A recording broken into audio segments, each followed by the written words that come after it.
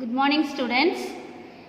Faraday's first law: whenever magnetic flux linked with a closed circuit changes, an EMF is induced in the circuit which lasts in the circuit as long as the magnetic flux is changing. So, எப்போல்லாம் ஒரு magnetic flux ஒரு closed சர்க்கியூட்டில் change ஆகுதோ இப்போல்லாம் அதில் ஒரு EMF வந்து induce ஆகும். So இதுதான் என்னது Faraday's first law. Second law, the magnitude of induced EMF in a closed circuit is equal to the time rate of change of magnetic flux linked with the circuit. So the induced EMF ஓட magnitude டைமை பொறுத்து அது magnetic flux அதோட ஈக்குவலாக இருக்கக்கூடிய அதோட லிங்காக இருக்கக்கூடிய magnetic ஃப்ளக்ஸோட ப்ராடக்ட்டுக்கு சமமாக இருக்கும். இது செகண்ட் லா. ஸோ இப்போ டி/பி அப்படிங்கிற ஒரு coil magnetic flux linked with each turns of the coil. So டிடிங்கிற டைம் இன்டர்வெல்லில் டி/பி மேக்னெட்டிக் ஃப்ளக்ஸு சேஞ்ச் ஆச்சு அப்படின்னா அதில் இன்டியூஸ்டு இஎம்எஃப் அதில் இருக்கக்கூடிய அந்த இன்டியூஸ்டு இஎம்எஃப்பை நம்ம எப்படி சொல்லலாம்? ஒவ்வொரு டர்ன்ஸ் ஆஃப் த காயிலையும் அதோட இன்டியூஸ்டு இஎம்எஃப்பை induced EMF it is equal to d/p/dt. So இப்போ ஒரு காயில் வந்து n டர்ன்ஸ் டைட்டாக உண்டாயிருக்கக்கூடிய n terms number of turns வந்து அதிகமாக கவர் பண்ணியிருக்கக்கூடிய ஒரு சேம் ஏரியா ஈவனாக இருக்கக்கூடிய ஒரு n டர்ன்ஸில் ஒரு காயில் எடுத்துக்கிட்டோம் அப்படின்னா அப்போ அந்த ஒவ்வொரு டர்ன்ஸ் ஆஃப் த காயில்லையும் அதோட ஃப்ளக்ஸ் வந்து சேமாக இருக்குது. ஸோ அப்போ அதோட டோட்டல் இஎம்எஃப் இன்டியூஸ்டு இந்த காயில் வந்து எப்படி சொல்லலாம்?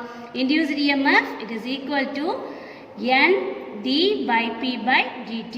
ஸோ n அப்படிங்கிறது என்னது? Total number of turns. So அப்போ d ஆஃப் n/p/dt. ஸோ இப்போ இந்த n/pங்கிறது என்னது? Flux linkage. இதை எப்படி டிஃபைன் பண்ணலாம்? Define as the product of number of turns n of the coil and magnetic flux linking each turn of the coil. So இப்போ இந்த ஃப்ளக்ஸ் லிங்கேஜ் அப்படிங்கிறது ஒவ்வொரு காயில்லையும் number of turns n of the காயிலும் அதில் ஒவ்வொரு magnetic ஃப்ளக்ஸையும் each coil இருக்கக்கூடிய மேக்னெட்டிக் ஃப்ளக்ஸு இந்த ரெண்டோட ப்ராடக்ட் தான் என்னது? Magnetic flux linkage. ஸோ n/pங்கிறது ஃப்ளக்ஸ் லிங்கேஜ். அதை எப்படி டிஃபைன் பண்ணலாம்? Total number of turns of the coil and magnetic flux linkage in each coil. So n/p. So the importance of electromagnetic induction. So the electromagnetic induction அப்படிங்கிறது இன்றைக்கி நம்மளோட daily லைஃப்பில் நிறைய விதத்தில் பயன்படுத்துகிறோம். ஹோம் அப்ளையன்சஸாக இருக்கட்டும், ஃபேக்ட்ரி மெஷின்ஸாக இருக்கட்டும், இன்றைக்கி நம்ம பயன்படுத்தக்கூடிய செல்ஃபோன்லேருந்து இன்டர்நெட்லேருந்து சேட்டலைட் எல்லாமே கம்யூனிகேஷன் பர்பஸ் எல்லாத்துக்குமே இன்றைக்கி வந்து எலக்ட்ரிசிட்டி அதிகமாக தேவைப்படும். பட் அதெல்லாம் நம்மளால் என்ன செய்ய முடியாது, ஈடு கொடுக்க முடியாது. அதுக்கு தான் இன்றைக்கி அந்த எலக்ட்ரோமேக்னெட்டிக் இண்டக்ஷன் இருக்கிறதுனால இன்றைக்கி நம்ம நிறையா விதத்தில் வந்து நம்ம என்ன செய்கிறோம்? எலக்ட்ரிக் பவரில் இதை பயன்படுத்துகிறோம். So all these are met with the help of electric generators and transformers. So எப்படி இதில் எலக்ட்ரோமேக்னெட்டிக் இண்டக்ஷனை பயன்படுத்துகிறோம்? Due to the with the help of electric generators. So இந்த எலக்ட்ரோமேக்னெட்டிக் இண்டக்ஷனில் நம்ம இன்றைக்கி மாடர்னாக நம்ம லிஃப்டாக இருக்கட்டும், நம்ம வீட்டிலேயே வந்து நம்ம நிறையா சொஃபிஸ்டிகேட்டடாக வாழ்கிறோம் இல்லையா? ஸோ அதெல்லாம் வந்து இந்த எலக்ட்ரோமேக்னெட்டிக் இண்டக்ஷன் இல்லை அப்படின்னா நினச்சி கூட பார்க்க முடியாது. அடுத்தது example 4.3. A cylindrical bar magnet is kept along the axis of a circular solenoid. If the magnet is rotated about its axis, find out whether an electric current is induced in the coil. இப்போ ஒரு bar magnet வந்து ஒரு cylindrical பார் மேக்னெட்டை எடுத்துக்கிறோம். அது எதில் இருக்குது அப்படின்னா ஒரு ஆக்சிஸ், ஒரு சர்க்குலர் சாலினாய்டு ஆக்சிஸில் இருக்கிற மாதிரி செட் பண்ணுறோம். அப்போ அந்த மேக்னெட் வந்து ரொட்டேட் ஆகும்போது அதில் எலக்ட்ரிக் கரண்ட்டு இன்டியூஸ்டு ஆகுமா? அந்த காயில் வந்து எலக்ட்ரிக் கரண்ட் இன்டியூஸ்டு ஆகுமா? இப்போ இந்த magnetic field of a cylindrical magnet வந்து ஈக்குவலாக இருக்கும் அபவுட் அண்ட் ஆக்சிஸில். இப்போ இதே ஒரு ஆக்சிஸ் அப்படின்னா அந்த மேக்னெட்டிக் ஃபீல்டு வந்து இந்த மாதிரி ஒரு சாலினாய்டுக்குள்ளே வச்சுருக்கோம் அப்படின்னா அந்த மேக்னெட்டிக் ஃபீல்டோட மேக்னெட்டிக் ஃபீல்டு வந்து எப்படி இருக்கும்னா அந்த ஆக்சிஸ்க்கு சமமாக இருக்கும். அப்போ as the magnet is rotated along the axis of the solid, அப்போ அந்த மேக்னெட் வந்து இதில் ரொட்டேட் ஆச்சு அப்படின்னா அந்த ஆக்சிஸை பொறுத்து ரொட்டேட் ஆச்சு அப்படின்னா there is no induced current. So இந்த மாதிரி இதில் சாலினாய்டுக்குள்ளே மேக்னெட் ரொட்டேட் ஆகிட்டே வரும்போது அதில் எந்த ஒரு இன்டியூஸ்டு கரண்ட்டும் இருக்காது. So there is no induced current in the solenoid because the flux linked with the solenoid does not change due to the rotation of the magnet. ஏன் இருக்காதுன்னா அந்த solenoid வந்து என்ன செய்யாது, rotation of the magnet வந்து எந்த ஒரு சேஞ்சும் பண்ணாது. அதனால அதில் ஒரு இன்டியூஸ்டு கரண்ட்டுங்கிறது இருக்காது.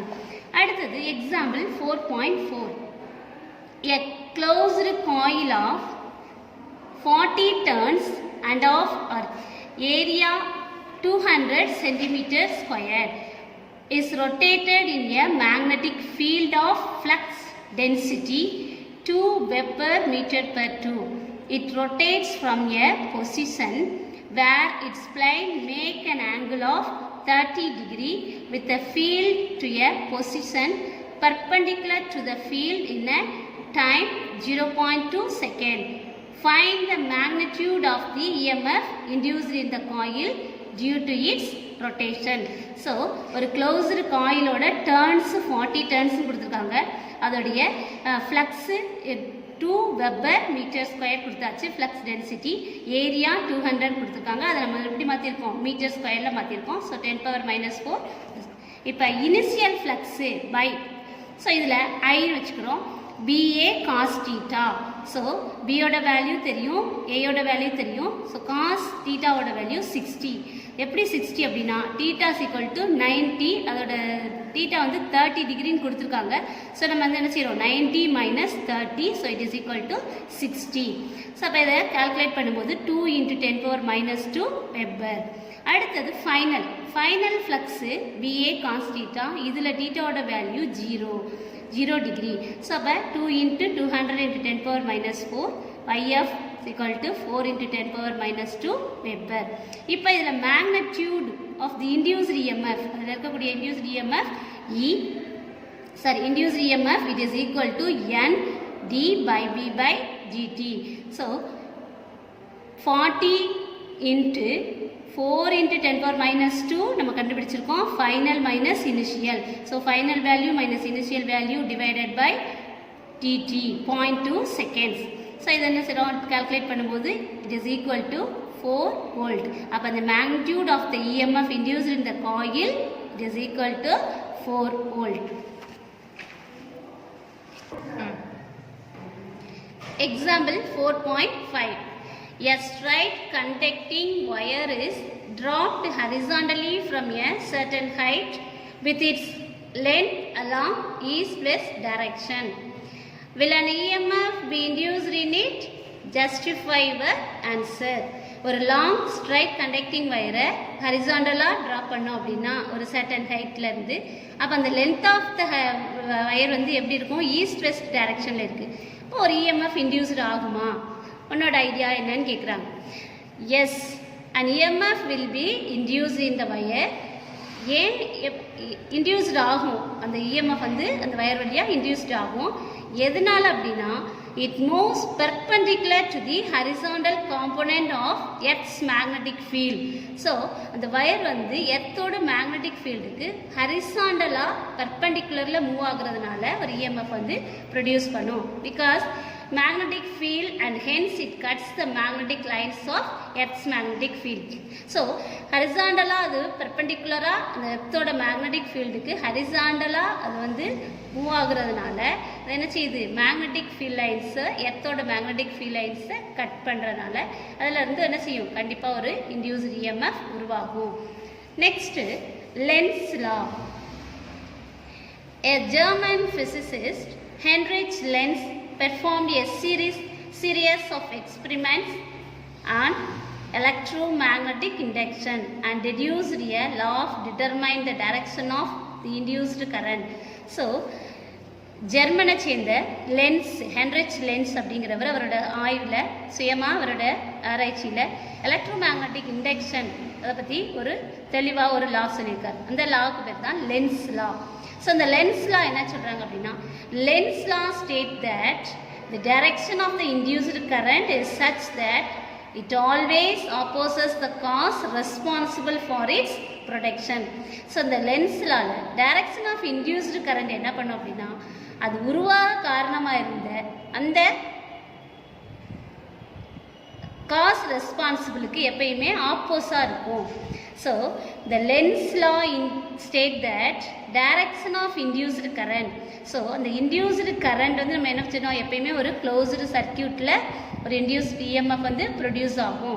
ஸோ அந்த இன்டியூஸ்டு இஎம்எஃப் வந்து நம்ம ஏற்கனவே ஃபேரடேஸ் லால படிச்சிருக்கோம் இல்லையா, எப்போல்லாம் ஒரு ஃப்ளக்ஸ் மேக்னெட்டிக் ஃப்ளக்ஸ் வந்து ஒரு லிங்க் க்ளோஸ்டு சர்க்கியூட்டில் லிங்காக இருக்கும், அப்போல்லாம் அந்த சர்க்கியூட்டில் வந்து ஒரு சேஞ்சஸ் ஏற்படும், அப்போ அந்த இஎம்எஃப் வந்து ப்ரொடியூஸ் ஆகும் சொல்லும். ஸோ லென்ஸ் என்ன சொல்கிறாரு அப்படின்னா அந்த இன்டியூஸ்டு இஎம்எஃப் அந்த இன்டியூஸ்டு கரண்ட் வந்து அதை காசை வந்து அப்போஸ் பண்ணுது.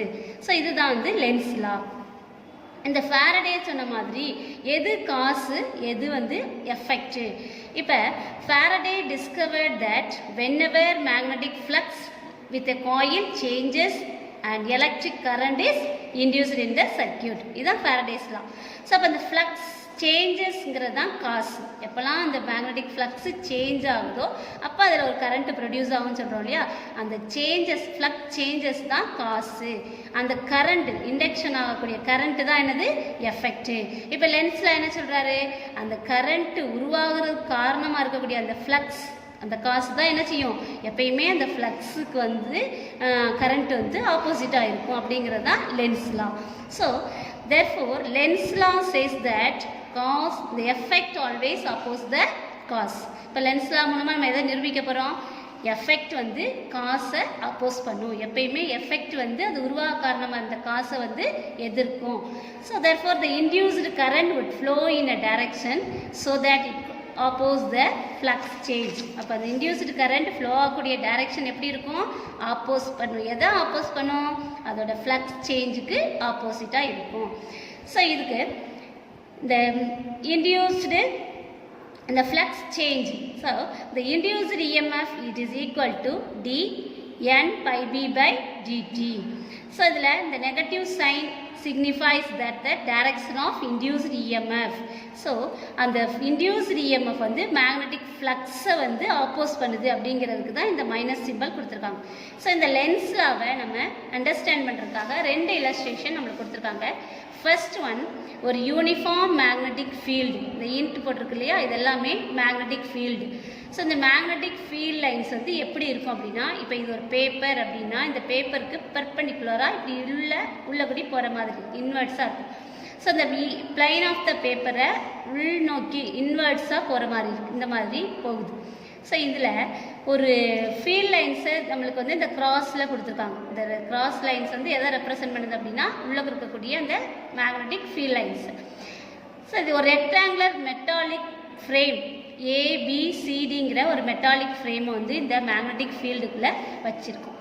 இப்போ ஃபஸ்ட்டு இதில் எந்த ஒரு இதுவும் இருக்காது. அடுத்து இந்த பெர்பெண்டிகுலராக இருக்குது, இந்த பிளைன் ஆஃப் தி பேப்பருக்கு பெர்பெண்டிகுலராக இருக்குது. இப்போ இந்த ஆர்ம் ஏபியை வந்து நம்ம ஸ்லைட்டாக மூவ் பண்ணுறோம், ரைட் சைடில் மூவ் பண்ணுறோம். ஏன்னா இந்த ஆர்ம் ஏபி வந்து இந்த பக்கம் அந்த ரைட் டு லெஃப்ட்டு இல்லைன்னா மூவ் பண்ணுற மாதிரி இருக்கும், டுவார்ட்ஸ் ரெண்டு சைடும் மூவ் பண்ணிக்கலாம், ரைட் சைடும் போய்க்கலாம் லெஃப்ட் சைடும் போய்க்கலாம். ஸோ இந்த ஏபிங்கிறது மூவபிளாக இருக்குது. ஸோ இப்போ இந்த ஏபியை ரைட் சைடில் மூவ் பண்ணுறோம். ரைட் சைடில் மூவ் பண்ணும்போது the number of field lines passing through the frame ABCD increases. இப்போ இங்கே இருக்கக்கூடிய அந்த மேக்னெட்டிக் ஃபீல்ட் லைன்ஸு ரைட் சைடில் மூவ் ஆகும்போது இன்க்ரீஸ் ஆகும். அப்படி இன்க்ரீஸ் ஆகும்போது இதில் வழியாக ஒரு கரண்ட் வந்து இன்டியூஸ்ட் ஆகுது.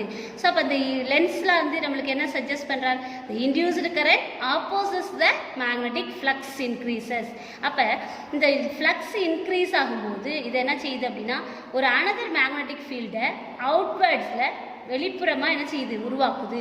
ஸோ அந்த opposite to the existing magnetic field அது எதுக்கு இதாக இருக்கும், இதை விட அதிகமாக உருவாகக்கூடிய அந்த மேக்னெட்டிக் ஃபீல்டுக்கு அவுட்வேர்டில் உருவாக்கக்கூடிய மேக்னெட்டிக் ஃபீல்டுக்கு ஆப்போசிட்டாக இருக்கும். அப்போ இந்த magnetic field lines R represented இன் ரெட் டாட் லைன். இப்போ இந்த ரைட் சைடில் ஏபியை மூவ் பண்ணும்போது ஒரு இன்டியூஸ்டு கரண்ட் உருவாகுது. அப்போ என்ன ஆகுது, மேக்னெட்டிக் ஃபீல்ட் லைன்ஸ் வந்து எக்ஸஸ் ஆகுது. ஸோ அந்த எக்ஸஸ் ஆகக்கூடிய மேக்னெட்டிக் ஃபீல்ட் லைன்ஸ் வந்து என்ன ஆகும், கரண்ட்டோடைய டைரக்ஷனுக்கு ஆப்போசிட்டாக இருக்கும். ஸோ இந்த டைரக்ஷன் ஆஃப் கரண்ட் வந்து இன்வெர்ட்ஸாக இருக்குது. இந்த மேக்னெட்டிக் ஃபீல்ட் லைன்ஸை நம்மளுக்கு எப்படி கொடுத்துருக்காங்க, ரெட் டாட் லைனில் கொடுத்துருக்காங்க. So from the direction of magnetic field thus produced the direction of the induced current is found to be anti-clockwise. So நம்ம right hand thumb rule use பண்ணி இந்த direction of current பண்ணோம் அப்படின்னா அது எந்த directionல இருக்கு, anti-clockwise directionல இருக்கு. சப்போஸ் நம்ம அந்த ஃப்ரேமை லெஃப்ட் சைடில் மூவ் பண்ணோம் அப்படின்னா, இப்போ ரைட் சைடில் மூவ் பண்ணும்போது இந்த பக்கம் போச்சு இல்லையா, இப்போ இந்த ஃப்ரேமை லெஃப்ட் சைடில் மூவ் பண்ணும்போது இந்த மேக்னெட்டிக் ஃபீல்ட் லைன்ஸு அவுட்லைனில் உருவாச்சு இல்லையா, இப்போ என்ன ஆகும் அப்படின்னா உள்ளுக்குள்ளேயே இன்வெர்ட்ஸாக உருவாகும். மேக்னெட்டிக் எக்ஸஸாக இருக்கக்கூடிய அந்த மேக்னெட்டிக் ஃபீல்டு வந்து இன்வெர்ட் டைரக்ஷனில் இருக்கும். ஸோ அப்போ அந்த direction of existing magnetic field வந்து என்ன செய்யும், அந்த ஃப்ளக்ஸ் வந்து குறைய ஆரம்பிக்கும். இதில் வந்து அதிகமாக மேக்னெட்டிக் ஃப்ளக்ஸ் இருக்காது. ஸோ அந்த ஃப்ளக்ஸ் வந்து என்ன செய்யும், அந்த டிகிரீஸ் ஆகக்கூடிய ஃப்ளக்ஸு ஃப்ளோ ஆஃப் இன்டியூஸ்டு கரண்டோட டைரக்ஷன் வந்து ஆப்போஸ் பண்ணும். அப்போ அந்த இன்டியூஸ்டு கரண்ட் வந்து எந்த டைரக்ஷனில் போகுது, கிளாக் வைஸ் டைரக்ஷனில் ஃப்ளோ ஆகும். ஸோ இதுதான் ஃபர்ஸ்ட் இல்லஸ்ட்ரேஷன். செகண்ட் ஒன், ஒரு பார் மேக்னெட்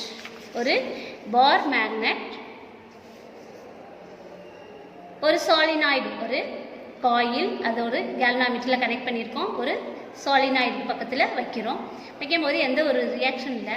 இப்போ இந்த பார் மேக்னெட்டோட நார்த் போல் இதை நோக்கி வர்ற மாதிரி பக்கத்தில் கொண்டு வரும்போது அதில் ஒரு இஎம்எஃப் ப்ரொடியூஸ் ஆகும்.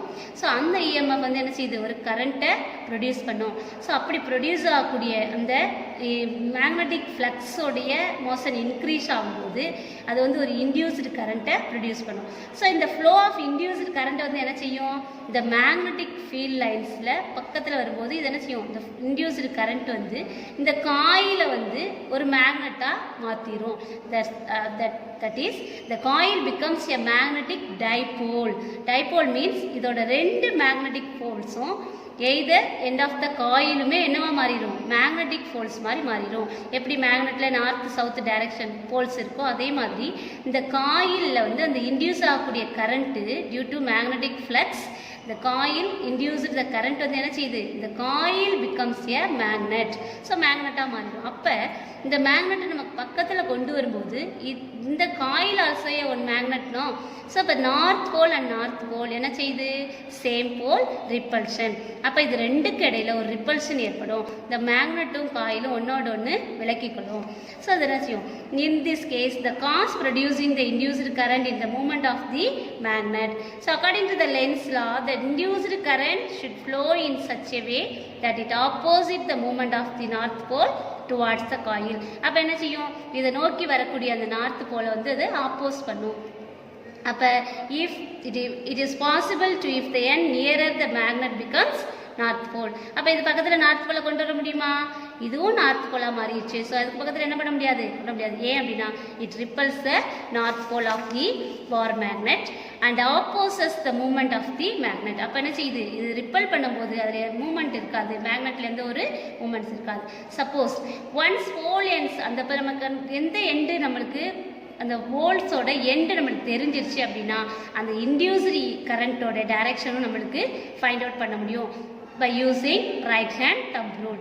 இப்போ இந்த பார் மேக்னெட்டை எடுத்துடுறோம் அப்படின்னா அந்த பார் மேக்னெட்டை எடுத்துட்டு அதோடைய டைரக்ஷனை இப்போ சவுத்தாக மாற்றிட்டோம். இந்த டைரக்ஷனை வந்து நம்ம நார்த் பக்கத்தில் என்ன செய்யும், இந்த டைரக்ஷன் ஆஃப் மேக்னெட்டை வந்து சவுத்தாக மாற்றிட்டோம் அப்படின்னா அப்போ என்ன நடக்கும், it becomes south pole which attracts north pole of the bar magnet.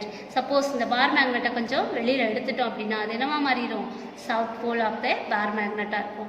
இப்போ அந்த south pole which attracts the north pole of the magnet, so opposing the receding motion of the magnet. இப்போ இதுதான் இதன் மூலமா நம்ம என்ன கண்டுபிடிக்கலாம், direction of induced current using Lenz law. So அப்போ இந்த மேக்னெட்டை பக்கத்தில் கொண்டு போகும்போது சேம் போலாக இருக்கனால அதால் என்ன செய்ய முடியாது, மேக்னெட்டில் எந்த ஒரு மோஷனும் இருக்காது. சப்போஸ் இந்த மேக்னெட்டை கொஞ்சம் தள்ளி கொண்டு போகும்போது அல்லது டைரக்ஷனை மாற்றும் போது அதில் என்ன இருக்கும், ஒரு அட்ராக்ஷன் இருக்கும். அடுத்தது law conservation of energy. So இந்த லென்ஸ் லா வந்து நம்ம எப்படி சொல்கிறோம், basis of law of conservation of எனர்ஜியை வச்சு இந்த லென்ஸ் லாவை நம்ம சொல்கிறோம். So according to the Lenz law, when a magnet is moved either towards or away from the coil, the induced current produced opposes its motion. So எப்போல்லாம் ஒரு மேக்னெட்டை ஒரு காயிலுக்கு பக்கத்துலேயோ அல்லது தூரமாகவோ கொண்டு போகும்போது அதில் ஒரு கரண்ட் ப்ரொடியூஸ் ஆகும். அது என்ன செய்யுது, அந்த மேக்னெட்டோட மோஷனை அப்போஸ் பண்ணுது. இதுதான் வந்து லென்ஸ் லா. இப்போ இந்த as a result there will be always be resisting force on the moving magnet. So அப்போ அதில் என்ன நடக்குது, ஒரு ரெசிஸ்டிங் ஃபோர்ஸ் வந்து மேக்னெட்டுக்குள்ளே வருது. அப்போ வெளியிலேருந்து ஒரு எக்ஸ்டர்னல் ஏஜென்சி மூலமாக நம்ம ஒரு ஒர்க் கொடுத்தோம் அப்படின்னா அந்த ரெசிஸ்டிங் ஃபோர்ஸ் வந்து என்ன செய்யுது, மேக்னெட்டுக்கு அகெயின்ஸ்டாக ஒரு வேலை நடக்கும். அப்போ அந்த mechanical energy of the moving magnet வந்து என்னவா மாறும், எலக்ட்ரிக்கல் எனர்ஜியாக கன்வெர்ட் ஆகும். ஸோ அப்படி கன்வெர்ட் ஆகும்போது அதை வந்து நம்ம என்ன செய்யலாம், ஜூல்ஸில் ஹீட் ஆஃப் த காயிலாக மாற்றிக்கலாம். ஸோ அதை convert into joules heat in the coil. So அப்போ என்னது, one form of energy is converted into another form of energy. ஆக்சுவலாக நம்ம மேக்னெட்டோட மூவிங் மேக்னெட் வந்து நம்ம வெளியிலேருந்து ஒரு ஒர்க் டன் பண்ணும்போது ஒரு எக்ஸ்டர்னல் ஏஜென்ட் மூலமாக நம்ம மூவ் பண்ணும்போது அந்த மேக்னெட் என்னவாகுது, அந்த ரெசிஸ்டிங் ஃபோர்ஸுக்கு ரெசிஸ்டிங் ஃபோர்ஸ் வந்து மேக்னெட்டுக்கு அகெயின்ஸ்டாக இருக்கும்போது அந்த மேக்னெட்லேருந்து ஒரு மெக்கானிக்கல் எனர்ஜி எலக்ட்ரிக்கல் எனர்ஜியாக மாறும். ஸோ நம்ம கொடுக்கக்கூடிய எலக்ட்ரிக்கல் எனர்ஜி மூலமாக அந்த காயில் வந்து ஹீட் ஆகும்போது அது வந்து ஜூல்ஸ் எனர்ஜியாக மாறுது. ஸோ இது இந்த மாதிரி ஒரு எனர்ஜியை வந்து இன்னொரு எனர்ஜியாக மாற்ற முடியும். இது வந்து லென்ஸ் லாவை கன்சர்வேஷன் ஆஃப் எனர்ஜி மூலமாக ப்ரூவ் பண்ணுறது. So on the contrary to Lenz law, let us assume that the induced current helps the cause responsible for its protection. இப்போ நம்ம லென்ஸ்ல வந்து காஸ் வந்து எஃபெக்டை அப்போஸ் பண்ணுன்னு சொல்றோம். இல்லை காஸ் வந்து ஹெல்ப் பண்ணும், அப்போ எஃபெக்ட் வந்து காசு வந்து எஃபெக்ட்டுக்கு ஹெல்ப் பண்ணுச்சுன்னா அது சாத்தியமா அப்படின்னு பார்த்தோம்னா கண்டிப்பாக இல்லை. Now when we push the magnet little bit towards the coil it induce the current helps the moment of the magnet. இப்போ சப்போஸ் நம்ம ஒரு எக்ஸ்டர்னல் ஏஜெண்ட்டை ஆப்போசிட்டாக இல்லாமல் அதுக்கு உதவி செய்கிற மாதிரி பக்கத்தில் வச்சோம் அப்படின்னா அது என்ன செய்யும், மேக்னெட் தொடர்ந்து அது பாட்டில் மெக்கானிக்கல் எனர்ஜியாக இயங்கிக்கிட்டே தான் இருக்கும், அது எந்த ஒரு கன்வர்ஷனாகவும் மாறாது. ஸோ அப்போ இந்த moment of the movement of the magnet towards the coil, then the magnet start moving towards the coil without any expense of energy. அப்போ அந்த காயில் மேக்னெட் வந்து எந்த ஒரு எனர்ஜியாக கன்வெர்ட் ஆகாமல் தொடர்ந்து என்ன செஞ்சுருக்கும், இயங்கிட்டே இருக்கும். ஸோ அதனால எந்த ஒரு யூஸும் கிடையாது. தென் becomes a perpetual motion machine. அது ஒரு சாதாரணமாக இயங்கிட்டு இருக்கிற ஒரு மெஷின் மாதிரி தான் இருக்குமே ஒழிய in practice no such machine is possible. அந்த மாதிரியான ஒரு எந்திரம் வந்து பயன்படுத்த முடியாது. இப்போ ஒரு மெக்கானிக்கல் எனர்ஜியை எலக்ட்ரிக்கல் எனர்ஜியாக கன்வெர்ட் பண்ணால் தான் அது ஒரு இயக்கமாக இருக்கும். இப்போ ஒரு ஃபேனுன்னு எடுத்துக்கிட்டோம்னா நம்ம கொடுக்கக்கூடிய எனர்ஜி அது என்ன செய்யுது, மெக்கானிக்கல் எனர்ஜியாக கன்வெர்ட் பண்ணும். ஸோ அப்படி கன்வர்ஷன் இருந்தால் தான் நம்ம என்ன செய்ய முடியும், நடைமுறையில் மெஷின்ஸை பயன்படுத்த முடியும். ஸோ அப்போ வந்து இது வந்து சாத்தியம் இல்லை. therefore the assumption that the induced current helps the cause is wrong. அப்போ லென்ஸ் லா சொல்கிற மாதிரி induce the current வந்து next Fleming's right hand rule. When a conductor moves in a magnetic field, the direction of motion of the conductor, the field and the induced current are given by the Fleming's right hand rule. So ஒரு magnetic ஃபீல்டுக்குள்ளே move ஆகக்கூடிய ஒரு conductor அதோட direction of motion of the conductor என்ன, induced current and field, இது எல்லாத்தையும் Fleming's right hand மூலமாக சொல்லலாம். இப்போ thumb finger, middle finger and index finger. So இது thumb finger, index finger, middle finger, இது ஒன்றுக்கு ஒன்று இப்படி பெர்பெண்டிகுலராக வச்சோம், mutually perpendicular to each other அப்படின்னா. ஸோ இந்த thumb finger, if the index finger points the direction of magnetic field, so index finger எதை கொடுக்குது, direction of magnetic field குறிக்குது. thumb finger எதை குறிக்குது, direction of motion of the conductor குறிக்குது. then the middle finger will point out the direction of induced current. So Fleming's left hand rule போடுமா thumb finger, index finger and middle finger. So இதை மூணையும் ஒன்றுக்கு ஒன்று பெர்பெண்டிகுலராக வைக்கும்போது இந்த index finger எதை points பண்ணுது magnetic ஃபீல்டோட டைரக்ஷனை. thumb finger indicates the direction of motion of the conductor. So அந்த கண்டக்டரோட மோஷனை டைரக்ஷன் ஆஃப் மோஷனை இண்டெக்ஸ் ஃபிங்கர் டினோட் பண்ணுது. அப்போ middle finger will indicate the direction of induced current. Okay students, today class is over. You should study the Lenz's law illustration and Fleming's right hand rule. Thank you students.